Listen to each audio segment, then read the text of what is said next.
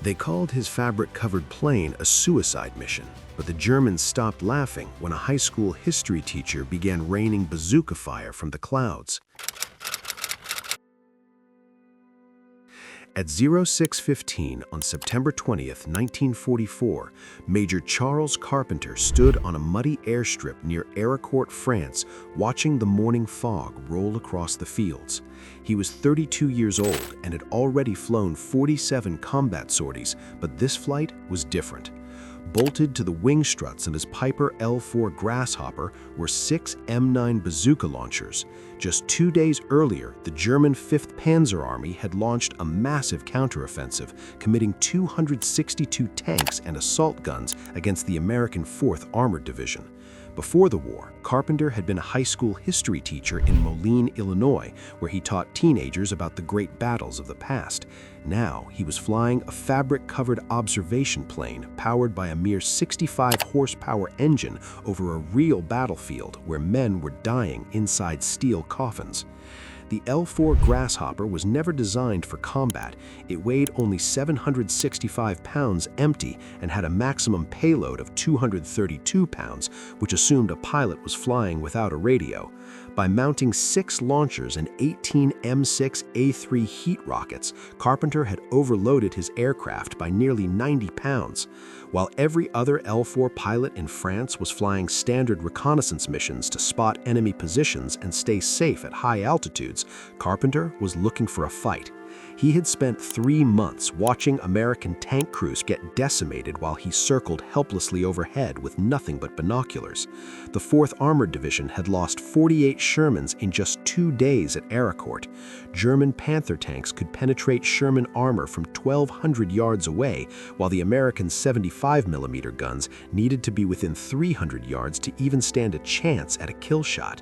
Most Sherman crews never even got close enough to fire their weapons.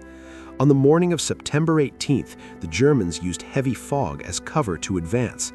Carpenter had taken off at first light, but he was forced to circle blindly for 90 minutes as the ground disappeared beneath a white void. When the fog finally lifted, he looked down to see 11 American Shermans burning in the fields around Leh. He watched in horror as crews bailed out of their flaming tanks. Some made it, but most did not. One Sherman took a direct hit to the ammunition storage, causing an explosion so violent it threw the turret 40 feet into the air. Carpenter saw a loader stumble out with his uniform on fire, only to collapse after 5 steps. At that moment, Carpenter could do nothing but mark the position and call it in. By the next day, the 113th Panzer Brigade was pushing through American outposts, and although the Americans fought back from concealed positions, they were spread thin across 12 miles of rolling farmland. Carpenter had heard about 2 other pilots, Lieutenants Harley Merrick and Roy Carson, who had mounted bazookas on their L4s to destroy 2 German trucks. But Carpenter didn't want trucks, he wanted tanks. He found an ordnance tech and a crew chief willing to help him modify his plane. They bolted 3 M9 bazooka launchers to each wing strut, angled upward at 20 degrees, and wired electronic triggers to switches in the cockpit that allowed for individual fire or a full salvo. The crew chief named the plane Rosie the Rocketer, while other pilots simply called it Suicide. If you want to see whether Carpenter's bazooka-armed Grasshopper could actually destroy German tanks, please hit that like button. It helps us share more forgotten stories from World War II, and be sure to subscribe if you haven't already. The risks were enormous. The fabric on the L4's wings was made of treated cotton, yet the bazooka rockets produced 1,200 degrees of exhaust flame. Nobody knew if the wings would catch fire or if the overloaded Grasshopper could even pull out of steep dive. On the morning of September 20th, as German tanks attacked through the mist, Carpenter climbed into the cockpit alone. He carried no observer and no radio operator, just 18 rockets and his own resolve. The engine coughed to life, and the overloaded plane lurched forward. By noon, he would either be dead or he would change the way observation planes were used in war. The Grasshopper climbed through the fog at 400 feet per minute, a rate slowed by the extra weight. He leveled off at 1,500 feet, surrounded by nothing but white. He had left at 0642 with 12 gallons of fuel, giving him roughly 3 hours of endurance. The plane handled sluggishly, the launchers created significant drag, and the rockets added weight to the wings. This was no longer the gentle aircraft he used for artillery spotting. This was something heavier and angrier. Finally, at 9:53, the fog began to break. Carpenter saw the ground through the gaps and began a systematic search for German armor. The 4th Armored Division was being encircled by German forces attacking from multiple directions. At 11:07, Carpenter spotted movement 3 miles northeast of Eracourt. It was a column of Panther tanks. He counted 6 or 7 Panthers moving with armored cars and infantry. They were advancing southwest towards American positions. Carpenter checked his fuel and realized he had enough for one attack run. The M9 Bazooka had an effective range of only 300 yards, and because the rockets were affected by gravity and wind, he needed to get within 100 meters to be accurate. To aim the angled launchers, Carpenter had to put the Grasshopper into a 35-degree nose-down dive and aim with the entire aircraft. He climbed to 1,200 feet, positioned the sun behind him, and nosed over. The Grasshopper accelerated to 90 miles per hour, its fabric wings vibrating and the bazooka tubes screaming in the wind. As the lead Panther grew larger in his windscreen, Carpenter armed the first launcher. At 100 meters, he pressed the switch. The rocket ignited with a crack that shook the airframe, sending a blast of exhaust flame inches from the fabric wing. He hauled back on the stick immediately as German infantry below opened fire with machine pistols and rifles. Rounds punched through his left wing and tail section, but Carpenter kept climbing. When he looked back, the Panther had stopped moving, smoke rising from its engine deck. He had immobilized a tank with a fabric plane. Carpenter returned to base at 11:58 with bullet holes in his wing. The ground crew found the fabric around the launcher scorched black but intact. Reloading took 14 minutes, sliding 6 fresh M6A3 rockets into the tubes. These rockets featured a shaped charge warhead capable of penetrating up to 4 inches of armor plate. When the crew chief called his attack insane, Carpenter simply replied that it was effective. He took off again at 12:19. By now, the fog had cleared, and Carpenter soon spotted another formation of 8 Panther tanks, accompanied by infantry in half-tracks. He radioed the coordinates to artillery, but he knew the Panthers would be gone before the shells arrived. He decided to attack immediately, diving from 1,500 feet with the sun at his back. The Germans were ready this time, and tracers arched past his cockpit. Something hit the engine cowling with a metallic clang, but the engine kept running. Carpenter's rocket hit the lead Panther, immobilizing it. He circled wide and lined up for a second pass against another tank. Despite intense ground fire that ripped more fabric from his plane, he fired again. This time, the Panther didn't just stop, it erupted in flames. However, the damage to Rosie the Rocketer was mounting. The rudder felt mushy, an elevator cable was frayed, and the oil temperature was climbing. Just as he was turning back to base, a radio transmission came through. A waterpoint support crew of 20 American soldiers had been trapped by Panther tanks 3 miles east of Eracourt. They had no heavy weapons and were about to be overrun. Artillery couldn't reach them, and no other air support was available. Carpenter had 10 rockets left and a damaged aircraft that was barely holding together. He knew the smart decision was to land, but the transmission made it clear those 20 men had only minutes to live. He turned the Grasshopper east and pushed the throttle forward. When he arrived, he saw 4 Panthers advancing on the 5 American trucks. The Germans saw him coming and stopped their advance to traverse their machine guns skyward. They were waiting for him.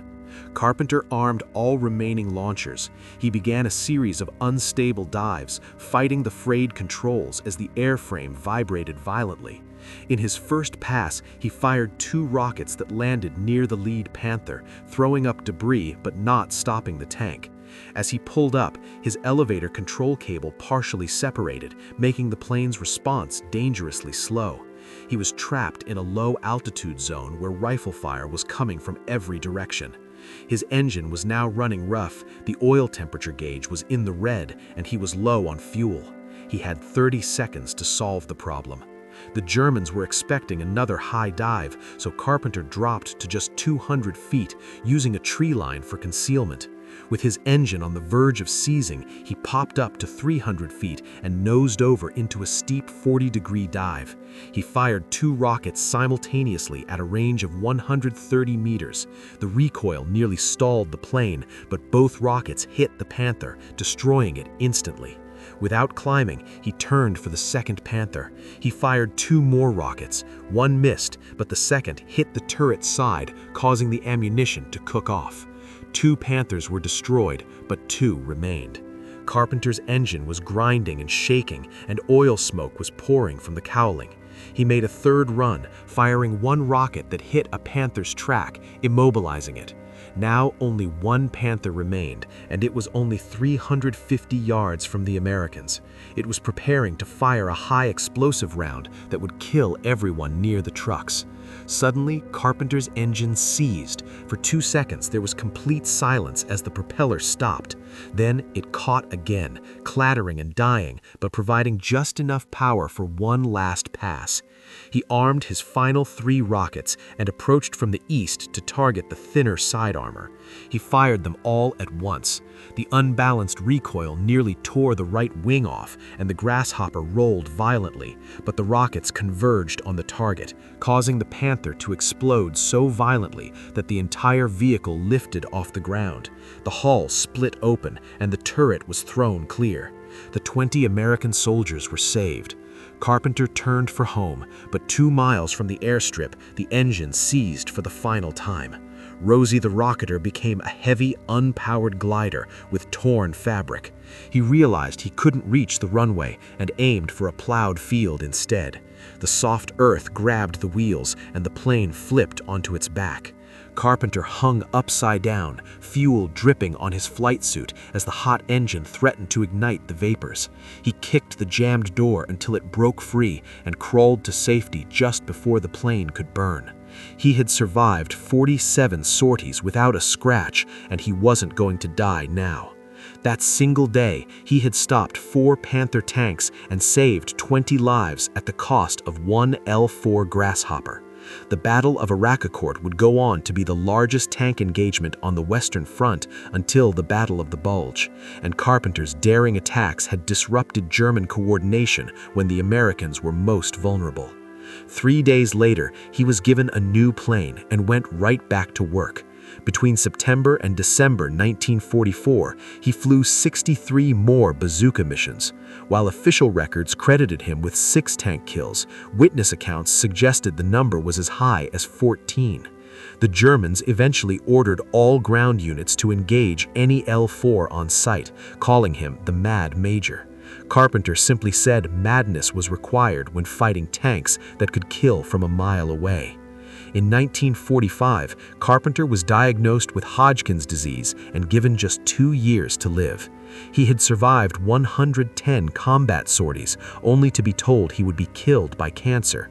But he outlasted the cancer with the same stubbornness he showed in the cockpit. He returned to teaching history in Illinois and lived for another 21 years before passing away in 1966 at the age of 53. His plane, Rosie the Rocketer, was rediscovered in 2017 in an Austrian museum where it had been flying as a civilian aircraft for decades. It has since been restored to fly again, a lasting tribute to the history teacher who decided that someone had to do something. If this story of courage moved you, please hit that like button to help us share these forgotten memories. Subscribe for more stories rescued from the archives, and let us know in the comments where you are watching from. Thank you for making sure the legacy of Charles Carpenter is never forgotten.